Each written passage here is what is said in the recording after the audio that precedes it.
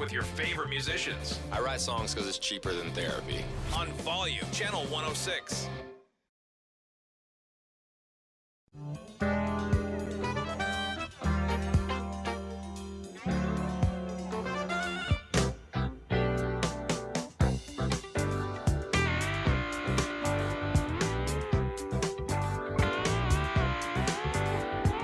We have the perfect guy on right now as Jake's fader freezes on the intro music. Fucking technology. We've been talking about this. We're excited. Bill Schnee is joining us. There is a new book out called Chairman at the Board. It is, I don't know, I feel like it's more than a memoir. It really, I think, has some really great observations about the state of things as they were and the state of things as they move forward to where they are now. A lot to talk about. Bill's worked with so many amazing artists. Bill, welcome to the show. Good to have you. Thank you. Good to be here. It is, what a great piece of work. I don't know how long it took you to do, but a really a comprehensive bit of work, I should say. It as the calendar goes, it was probably 4.5 years, but there was a little bout with cancer in the middle of that. Mm-hmm. So I got through that just fine and all's well. So I would say it was probably a good 2 years if it had been start to finish. And I think what Mark said is right. It's, beyond just your story. It is also really a story, especially of just making records at, particularly in, the glorious days of the 70s and the incredible list of artists that you worked with, and then looking at it moving forward and beyond that. What was the story that you wanted to do? Was this just an excuse to sort of gather up the anecdotes that everybody asks you about over and over again? Or was there something bigger that you wanted to get to in doing a project like this? Well, it was, in a way it was to be the anecdotes. I mean, people had asked me for years, why don't you write a book? You've got such, I love telling stories. And they said, you've got such great ones. Why don't you write a book? But I felt that it would just be a little too much of, I did this, then I did that, then I did this, then I did that. But it wasn't until a producer of a Latin act that I was mixing took me to dinner afterwards and said, how did you get started? And I started talking, and about 15 minutes into it, he said, you should write a book. And I said, yeah, I've heard that before. And he said, but seriously, the music business as we know it was born in the 50s, grew up in the 60s, and peaked in the 70s going into the 80s. And it was a very short time, very iconic time, never to be repeated again. And you were there. And when he said you were there, I went, oh yeah, I could write things, fun stories that I had nothing to do with. So it wouldn't be, I did this, then I did that. So I got in the car from the dinner, called my wife and said, I think I'm going to write a book. And that's when I started. Now, unfortunately, in the editing, a lot of that done got clipped away, but I'm still happy with the way it came out. Well, I should say, since you mentioned that, I find it fascinating that for those who really want to go deep, there's a website and a key. And there's another, how many paid? Like 60,000 words. Oh, geez. So the book is 100,000 words, and the editing process, they took out over a third. And a friend of mine, I was bemoaning that fact after they finished editing, and he said, why don't you just get a website and put a key in the book and send them to the website so they can see the rest of it? And I thought that was a brilliant idea. So I always had billschnee.com. I never did anything with it. So we hooked it up, and yeah, it's getting a lot of great response. I wanted to just because we want to talk tech with you and how it has progressed over the years. So so as a framework, you early on, and you worked with like the worst shit equipment you could possibly work with, and you were told, you'll be happy about this later. Can you talk a little bit about what that moment, what that studio was and what in fact you were working with, and how it came to be valuable to you as things progressed and got more complex? Yeah, well, once I made the decision that this is what I wanted to do, I started in just a local studio that turned out to not be much of a studio. It had only had two professional microphones. It had egg cartons on the wall for sound absorption. There was just a 8-channel mixer with no equalization, no tone controls, and just a space expander, spring reverb for echo. But it was a start. And so from there, we bounce on. And I met a guy, turned out to be one of my biggest mentors, Toby Foster, who heard the early recordings I did and said, my gosh, you really are good at this. And I thought he was just being nice, but he wasn't, I guess. And down the road a little piece, all I did was complain to him about the less than talent and less than equipment that I was working with. And he said one day, which of course at the time I didn't want to hear, and only now realize how true it was. He said, yes, but what you're learning and how you're getting around that less than equipment with that less than talent will come in extremely handy when you start working with really good talent and really good equipment. And yeah, he was certainly right about that. Now, you'd been an artist, you'd been a musician prior. Right. What, and we hear about it a lot from various people on the tech side who, made that transition. But, what was it that inspired diving in the deep end and committing to the other side of the board? And how do you feel like the experience coming up as a player informed what it then was for you to start putting records together? Yeah, well, going backwards to your questions, the second one first, the musical side of things, being a musician and whatnot, is just, I think been an incredible positive thing.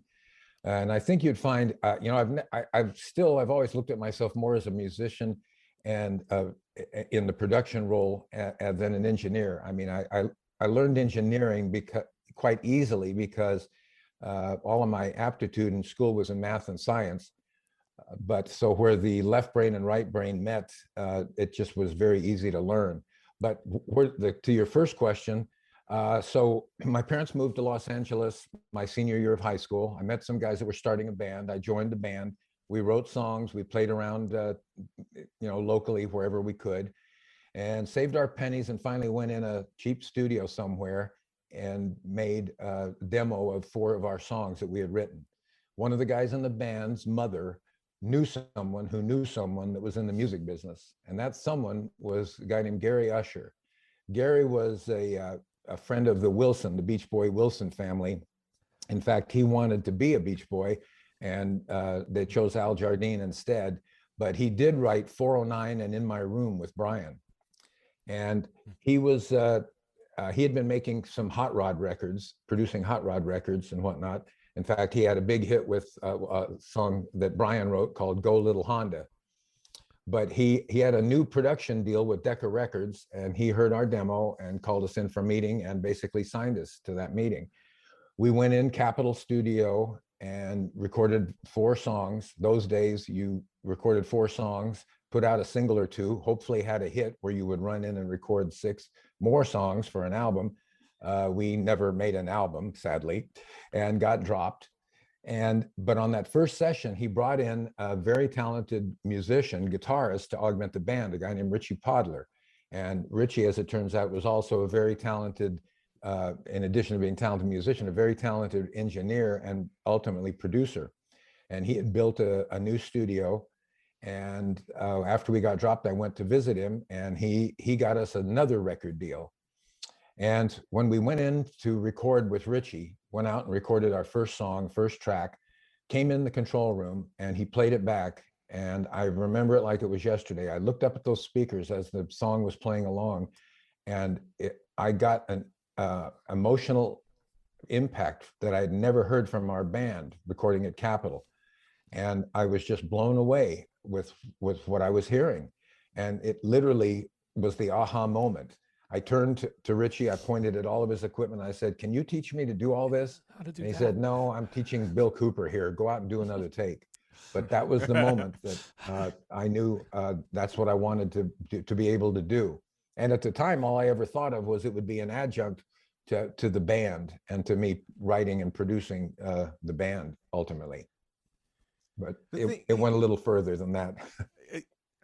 a couple of things. One is, was that okay with you? I mean, was that like, oh damn, I'm just not, I'm not as good a songwriter or player as I need to be, so let me do this? Or did this engineering become more fascinating? Was there like, oh damn, this isn't what I want to do, but I'll do this? Consolation prize, or yeah. Well, what happened was the band, as often happens, the band broke up, and meanwhile I had started in that Mickey Mouse studio, and because that left brain right brain thing allowed me to learn so quickly, in less than 3 years, 2.5 years roughly, I was able to talk Richie Podler, who gave me that aha moment, into hiring me as an engineer. And it took 2 months of begging, but I was able to do it. And it's still surprising to me to this day that he would let a young punk come in when 2.5 years earlier I didn't know the difference between an equalizer and a limiter, and now I was asking to be an engineer in his studio, which was quickly becoming the hottest rock studio in Los Angeles. So that's when that made that turn, and then I started, cutting hits right away. And two things happened. I started working with incredible keyboard players, which got me totally intimidated. And I started just prior to that, in that Mickey Mouse studio, I met a guy named Michael O'Mardian, who went on to become a very good producer and obviously, and keyboard player and arranger. And he and I started together. And when we started, we both were keyboard players primarily. He was maybe 20, 25% better than me. Within 6 months, he was like 70% better than me. And within a year, I stopped playing the keyboard, the piano. So I'm curious, what, because this is always such a, fascinating and also widely varying relationship. I guess I'll say it as, what to you is the ideal relationship between producers and engineers? I know you worked obviously for many years and worked extensively with Richard Perry. Maybe talking about that relationship would help answer. But I feel like that's a thing that can vary very much from personality to personality and studio to studio and session to session, how those lines of responsibility and communication shake out. How did you sort of figure out how to navigate that to, the best place? Well, I guess learn by doing would be the quick and easy answer to that. Because very early on, I started working with Richard Perry, and who's obviously a phenomenal producer. And I learned a great deal about making records from him. And I love Richard dearly, but he knows he was tough to be around sometimes for a number of reasons. He had a tough reputation. Yeah. I wanted to talk to you about him. So in the beginning, because we just jumped right away on some big successful records. I met him doing Barbra Streisand, the second album that he did. And then he went off and did an album with Carly Simon in England with Robin Cable, who was the early Elton John engineer at Trident Studios, where Elton had recorded. And it's so funny because coming out of Richie Podler's rock studio, he thought of me, Richard, as a lot of people did, thought of me as a rock guy. So he called me from England and said, I'm just finishing an album with Carly Simon. It's a very artistic album. I'm very happy with it. We've mixed everything but 2 songs that I'm saving for you. They're the rock songs. And the reason that that's funny is that maybe thought of as a rock guy in the very beginning, 8-10 years later, I couldn't get a rock act if I tried. So coming off of Barbra Streisand, Carly Simon, Art Garfunkel, I mean, big pop records for sure. Right. Yeah, and so I guess I didn't have the credibility to do the rock records, but that I've always said, there's the producers run the gamut from somebody like P. Diddy that will write the song, produce the song, arrange the song, produce it, get it recorded, put the singer on it, and if he doesn't like the way the singer sang it, never mind, I'll get you something else, and he'll sing it. I mean, he does everything. He can do everything start to finish, as he does on his own records. to the kind of producer that I call the chemist, that kind of may not know that much about music, but figures out, has good instincts usually if they're successful, and figures out good engineers, good studios, arrangers, who the good studio musicians are, whatever, and kind of puts it all together and shakes it up, and out comes a record. And there's no one producer that's right or wrong. It's all about the marriage between an individual producer and the artist as to what works. And Richard, of course, Richard and myself, I would say, are pretty much right down the middle. Yeah, so it's just a matter of how it works. I always thought that Richard worked much better, was at his best with somebody like, the Pointer Sisters, for instance, were the ideal, which he had a huge string of big hits with that I mixed. And because they basically, they knew what songs they liked or didn't like that he brought them, but that was about it. He'd have a little more difficulty, as he did, in doing Carly's record, because she was much more involved in the music, much closer. They were all her songs and so on. So it just matters on what works for what kind of producer.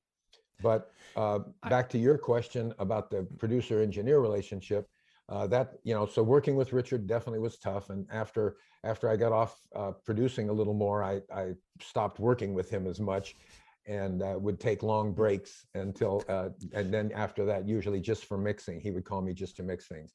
So I think I'm pretty sure after we did the 2 Ringo albums, and then we did the 3 Carly records. And after that, I don't think I recorded much ever for him again. It was all mixing. You mentioned the Ringo records, and I can't not ask. You write extensively about it in the book, but people should hear a little bit.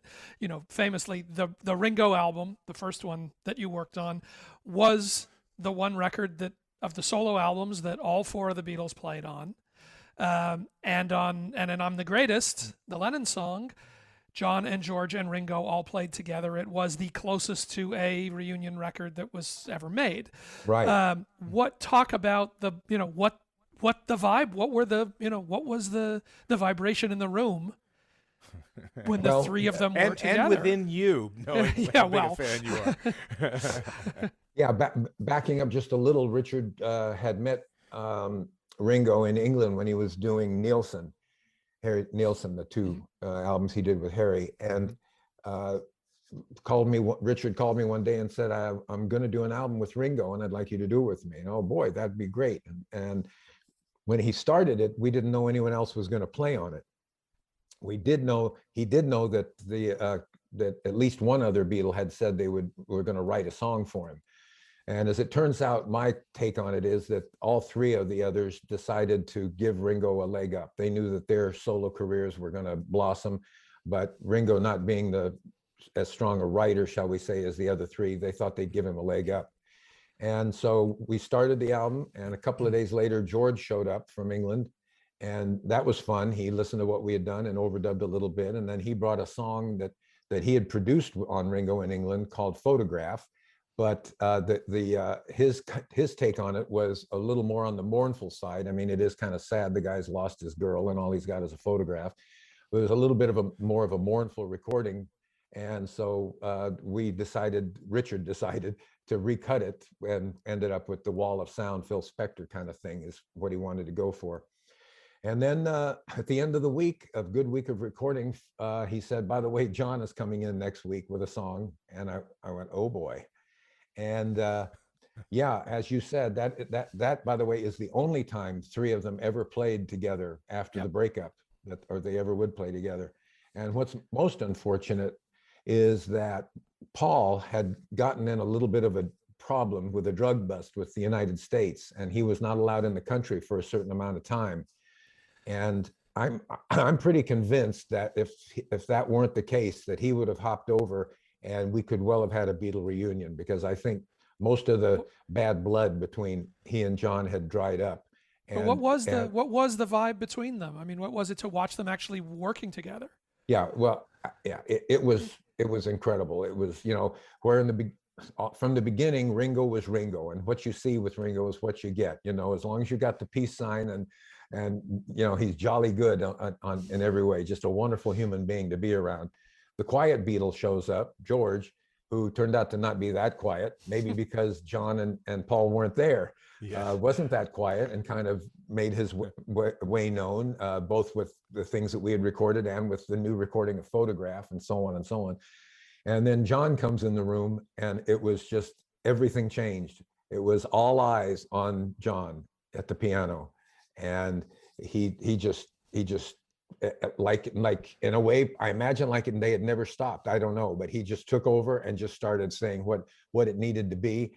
And they were just, frozen in time, so frozen in space, I should say, for sort of, it was just an amazing thing to watch happen.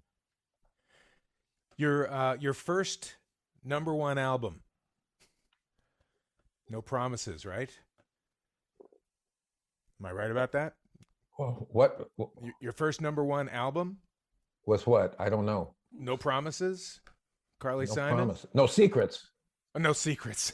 No Sorry. Secrets. Okay, Yeah. See, you thought it was you when all the time it was me. Yes, my memory. But what that experience and reading about it sounded amazing and kind of life-changing in a lot of ways. There were some discoveries that you made there as you went back to do remixes and things. And can you talk a little bit about what it was like to work with Richard and work with Carly specifically on that record? Yeah. So as I said, he announced that he was coming back with 2 songs for me to mix. I started on the first song. Carly showed up before Richard, which wasn't unusual in any way, shape, or form. Richard was always kind of late for sessions. And so I started talking to Carly, and probably, I know in the book I said, that I may have had a major crush on her, and I wasn't the only man that ever happened to. And that probably started that first day there talking to her alone, because she's just a sweetheart of a girl, very intelligent and very eloquent and knowing what she wanted. Told me how rough it was making the album because Richard drove her crazy, and like that. So we mixed the 2 rock songs, and then Richard, who always did love having options, said, "Why don't you try a pass on this song?" And I tried remixing one of the ones that Robin had mixed, and he liked that. And that went on to be the entire album. I ended up remixing all of them.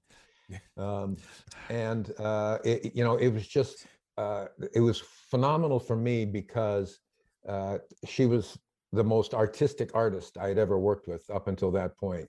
I had reason just recently to listen to the album again, and I'm still taken with the lyric writing on that album. I just think it's wonderful. And Richard did a masterful job of capturing it, and especially, of course, You're So Vain, which I think is, I don't know that there's anything like a perfect record or something like that, but we'll just say that there's near perfect records, Right. and that would certainly be one. You can't do I just that love any you talking better. in the book No. about as you're mixing, you're going, I think that's Mick Jagger back there. You Yeah, sort of that was- discovered him. Yeah, it was wild. Yeah, had no idea, and then learned later that the whole thing was that Harry Nilsson was there to do it.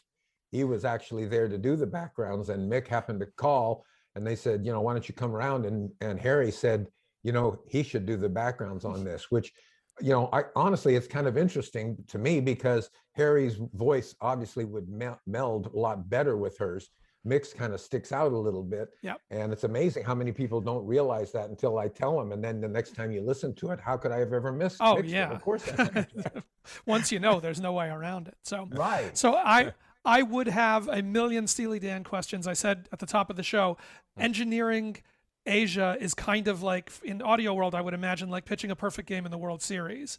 Like there is nowhere to go. But I have a couple of tweet questions and a couple Steely Dan questions, and I want to defer to listeners on this. So Superhost tweeted and asks, does Bill know the backstory on what happened during the recording for the lost track, the second arrangement on the Gaucho sessions? I only know what I read, what anyone else can read. I don't have any kind of inside information on it. I have to tell you that, yes, I got a Grammy for Gaucho, but as when we went up to accept the award, I was walking up with Elliot Shiner, who did all the mixing, or most all the mixing, I think all the mixing on Gaucho. And as we're walking up, I said, "Can I speak first?" And he said, "Sure." And when I got up there, I said, "Guys, I'm really just along for the ride on this one, because the only reason that my name is on there is that after they lost that song and couldn't re-record it, and with all the other problems they had, they went back and pulled out one of the tracks from Asia that ended up on the album. So that's the only reason I'm on there. I didn't participate in any of the recording of it. But it's pretty remarkable. I mean, you talk about that for all of their reputation, well-earned reputation, for perfectionism, for studio madness, for everything else. Kind of shocking in your telling how smoothly the Asia sessions went. Absolutely. Despite all of that and all of those stories, that we had 17 different guitar players come in for that Peg solo that we came in with at the top. But basically, they came in ready and not, things ran more or less as on a plan. Okay, so I have friends, two primarily, the great, phenomenal drummer Jeff Porcaro and Michael O'Mardian. Both had played on previous records and had told me about the maniacal ways of what they went through getting what they got. So when Gary Katz called me and said, "Would you like to record the next Steely Dan album?" Of course, I'd already become a fan, so I jumped at it, but I'd be lying if I didn't say that I was a little concerned. I'm not the most patient person in the world. I find creativity works best where there's a flow and you're moving and so on. And, besides, babysitting a guitar fader for 8 hours is not my idea of a good time. So I was a little concerned. And Gary told me, he said, "I want to tell you, there's going to be a revolving door of drummers. You're going to be getting a new drum sound every few days." And I said, "I'm fine with that."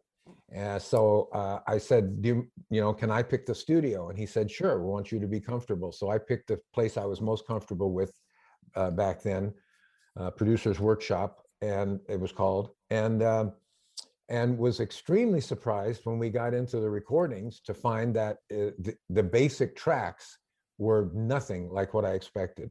That they were, as you say, just as they were relaxed. First of all, it was a no drug zone.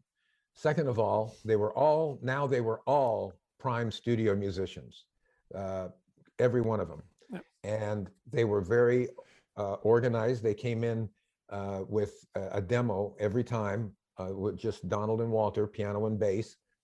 And they'd had a chart made for matching the demo.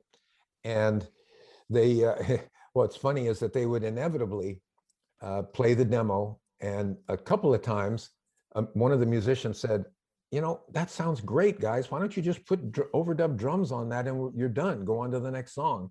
And Donald would say, No, we'll get it better. We'll get it better. And did we? I don't know, because some of those demos were magic. But I couldn't have been happier with how the tracking went.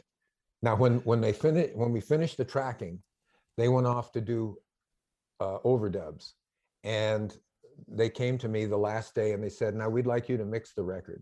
And I said, "Guys, I just don't know that would work." And "Why not?"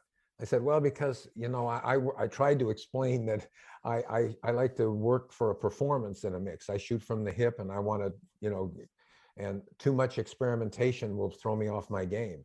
And they said, "Well, you'll try it, won't you?" And I said, "Sure, I'd love to." And so 6 months later, they called with the first song that was done, which really wasn't done, Josie. And we went into a studio and I started mixing it and got it mixed the way I liked it. I called them to come down, and just as I had expected, they said, "Wow, that's great. Why don't you try X?" And I went, "Oh, okay." I tried X, and then the other one might say, "Why don't you try X minus Y?" Well, that'll probably work too.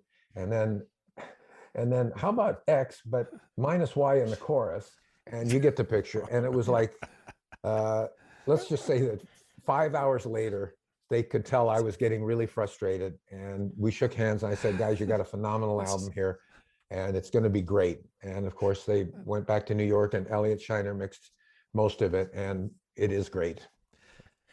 Quick Twitter question from our friend Rick Shoegazer says, Does Bill have a reference recording to calibrate his ears before a session? No. No, No, I don't. since I've so many never would done probably say Asia is their, Yeah. certainly what they use to test equipment or whatever Right. it is. That's the usual Yeah. answer. Do you have Yeah. anything that's the, No, the whatever, no. the Well, palate first of cleanser all, standard? a few years later, I built my own studio, and I didn't, but I didn't work in that many outside places. But when I did, and when I do now that I'm in Nashville, that never seems to help me. I just go in and start in, and everything seems to work. I don't know what to tell you. I only work at, however, most good studios these days have their stuff pretty much figured out, and especially with the kind of near field monitors. Big monitors you can get really wrong, you can get lost, but with the near field monitors that studios have today, and so many good ones, it just never, it's not a problem. One more quick question. Where I hope it's semi-quick. Anyway, we'll let you go. But you at the tail end of your book, you do this whole sort of appendix or addendum, where you sort of philosophize about what Right. you have been through over the years, and I think that is a book in and of itself for me. I was fascinated reading that. So. Not that I want you to condense that whole section of the book, but as you look back over where you started and where we are now, what, like I say, the internet has ruined the music business, or technology is an incredible boon to achieving the sound that you want, and has taken us further than we ever might have hoped. Compare and contrast. I mean, where do you feel that there is a part of what has happened in your time as an engineer, working in studios, which themselves are becoming antiquated, Rarer and rarer. Yeah. rarer and rarer? Are there advances that you maybe wish wouldn't have happened, or would be used in a different, better, more artistic way?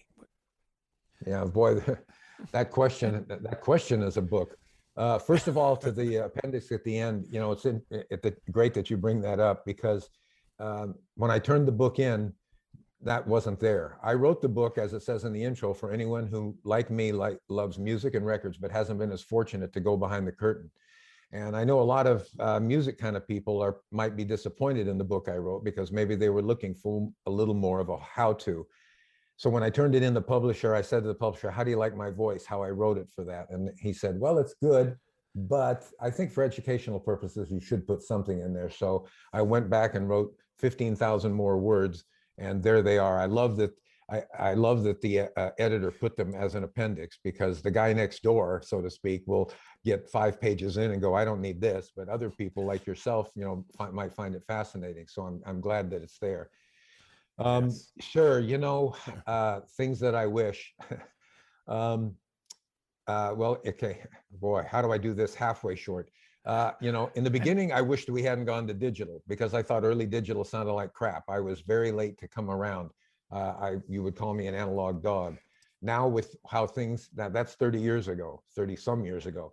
Now with the change in converters and filtering and higher sampling rates and so on, we have the ability to make recordings that are absolutely better than analog tape, and without all of the problems of analog tape. So there's that. You point out that, the studio scene, well, there's, how can I say that I wish technology hadn't done